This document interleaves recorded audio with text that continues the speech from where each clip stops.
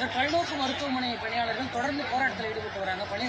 இல்ல அது சொல்லியாச்சுங்க. 4-5 தடவை அவங்க ஒரு 6-7 அசோசியேஷன், எல்லா அசோசியேஷன்களுமே பேசியிருக்கிறோம், நடவடிக்கை எடுப்பதற்கு சொல்லியிருக்கோம். 2013 இருந்து அவங்க வேலையில் இருக்கிறாங்க.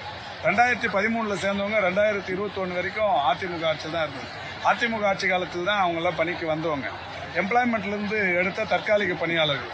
அந்த தற்காலிக பணியாளர்கள் பணி நிரந்தரம்ங்கிறாங்க. இப்போ அரசு தேர்தலை சந்திக்கவிருக்கிறது என்கின்ற காரணத்தினாலேயே தற்காலிகத்தில் இருப்பவர்கள், ஒப்பந்த அடிப்படையில் இருப்பவர்கள் எல்லாமே பணி நிரந்தரம் செய்ய வேண்டும் என்பது இப்ப பேஷன் ஆயிருச்சு.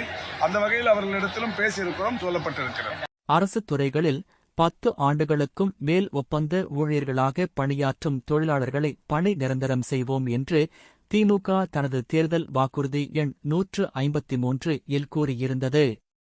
அந்த வாக்குறுதியை நிறைவேற்ற கோரி வேண்டுகோள் வைத்த மருத்துவத்துறை ஒப்பந்த ஊழியர்களை தேர்தல் நேரத்தில் போராடுவது ஃபேஷன் ஆகிவிட்டது என்று கொச்சைப்படுத்தியிருக்கிறார் அமைச்சர் திரு ம.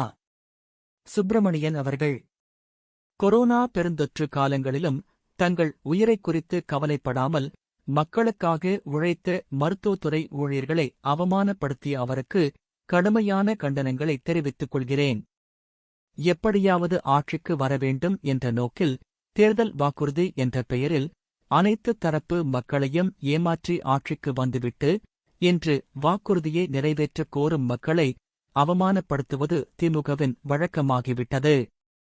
தமிழக மக்களை எத்தனை கிள்ளுக்கேரையாக நினைத்திருந்தால் கடந்த 2021 தேர்தல் வாக்குறுதிகளில் 10% கூட நிறைவேற்றாமல் 2026 தேர்தலுக்கு மீண்டும் ஒரு ஏமாற்றுக் கூட்டத்தை தேர்தல் வாக்குறுதிகள் தயாரிக்க அமைத்திருப்பார் முதலமைச்சர் திரு ம. ஸ்டாலின். தலைவர் அண்ணாமலை எக்ஸ் பதிவு.